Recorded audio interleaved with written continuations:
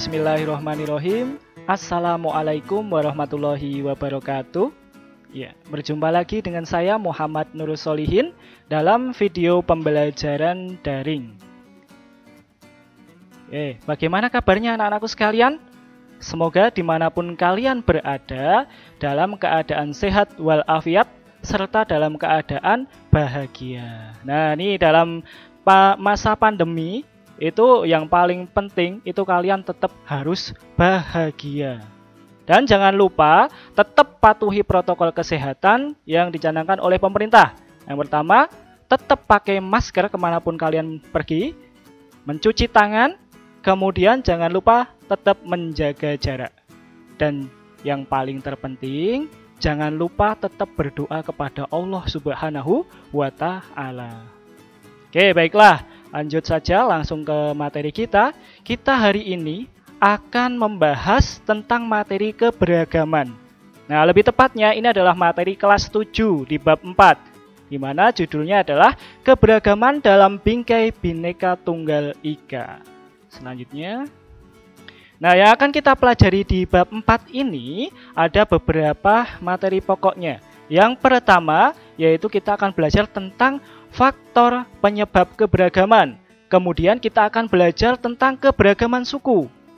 Yang ketiga kita akan belajar tentang keberagaman agama dan kepercayaan. Yang keempat tentang keberagaman ras. Dan yang terakhir atau yang kelima adalah keberagaman antar golongan. Nah, namun khusus pada video pembelajaran kali ini kita hanya akan membahas tentang faktor-faktor apa saja yang menyebabkan Indonesia itu kondisinya beragam. Nah, sebagai pendahuluan nih, kita harus tahu apa toh itu keberagaman. Nah, keberagaman adalah suatu kondisi di mana di dalam masyarakat sekitar kita atau di Indonesia itu terdapat banyak perbedaan di segala bidang atau aspek sosial. Nah, kira-kira apa nih penyebab dari keberagaman itu? Yuk kita cari tahu. Penyebab keberagaman yang pertama dipengaruhi oleh letak Indonesia, letak wilayah kita yang sangat strategis. Di mana Indonesia itu terletak di antara dua samudra, Samudra Hindia dan Samudra Pasifik. Kemudian Indonesia ternyata juga diapit oleh dua benua. Nah, benua Asia dan benua Australia.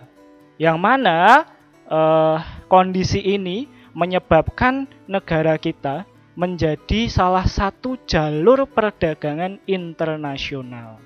Nah, akibat dari interaksi antara negara, antar ras, masing-masing daerah itu mengakibatkan adanya perbedaan ras. Kemudian mengakibatkan keberagaman agama dan banyak timbul berbagai bahasa. Selanjutnya, faktor yang kedua adalah negara Indonesia yang bentuknya itu adalah kepulauan. Nah, Indonesia itu disebut sebagai negara kesatuan Republik Indonesia, di mana kita itu terdiri dari berbagai macam pulau. Ada pulau Papua, ada pulau Kalimantan, Sumatera, Jawa, dan lain sebagainya. Nah, ternyata keberadaan pulau-pulau kita ini mengakibatkan terhambatnya hubungan yang ada di dalam masyarakat. Nah, interaksi masyarakat itu jadi terhambat. Dan akhirnya orang-orang yang ada di pulau tersebut mengembangkan kebudayaannya masing-masing.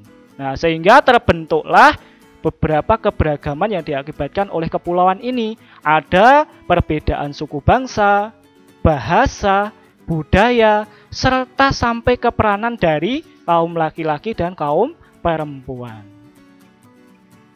Nah, faktor yang ketiga itu adalah perbedaan dari kondisi alam Indonesia.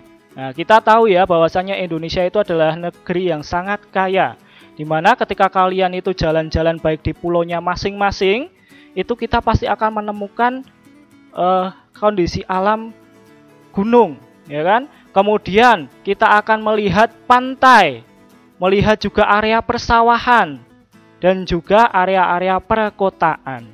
Nah, ternyata interaksi di dalam masyarakatnya itu juga terpengaruh oleh kondisi alam ini. Dan hal itu menyebabkan adanya perbedaan atau keberagaman. Yang pertama, kita bisa lihat struktur rumahnya. Mungkin yang berada di dataran tinggi, mereka tidak akan membangun rumah yang menjulang tinggi. Kemudian kalau kita lihat di daerah dataran rendah di perkotaan, ya kan, kita bisa melihat gedung-gedung yang sangat tinggi, bisa 10 sampai dengan 20 lantai.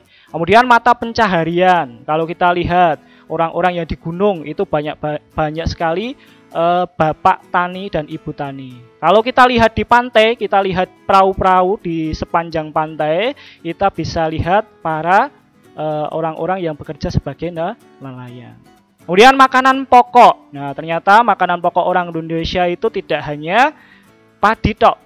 Nah, ternyata di berbagai belahan daerah ada juga yang makanan pokoknya adalah sagu. Kemudian bisa juga pakaian, kesenian, bahkan sampai kepercayaannya pun juga dipengaruhi oleh kondisi alam. Selanjutnya, faktor yang keempat itu adalah keadaan transportasi dan komunikasi. Nah, semakin maju sarana dan transportasi serta komunikasinya itu mempengaruhi keberagaman yang ada di dalam masyarakat. Di mana ketika sarana transportasi itu semakin maju, maka jarak dan waktu itu tak ada lagi hambatan gitu ya. Jadi menyebabkan semakin cepatnya kebudayaan-kebudayaan itu tersebar. Nah, sebaliknya dengan yang sarana dan transportasinya itu terhambat, maka kebudayaan ya akan dibudidayakan sesuai dengan kebudayaannya masing-masing.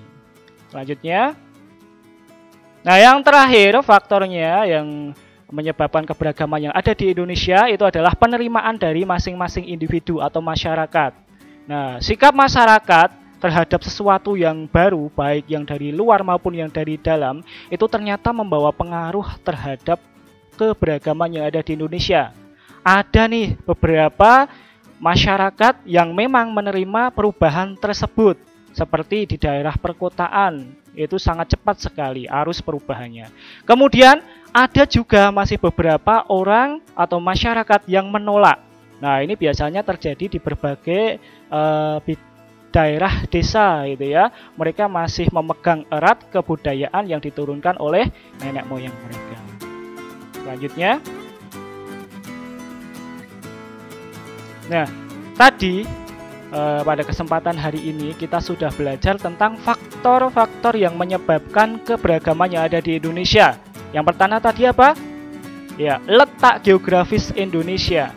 Yang kedua, kondisi negara kita yang kepulauan. Yang ketiga adalah perbedaan kondisi alam Indonesia. Kemudian yang keempat, transportasi dan komunikasi. Yang terakhir atau yang kelima, tadi kita juga sudah belajar tentang penerimaan setiap masyarakat. Nah, sampai di sini dulu pembelajaran daring kita atau video pembelajaran kita. Sampai ketemu lagi di video pembelajaran selanjutnya. Wassalamualaikum warahmatullahi wabarakatuh.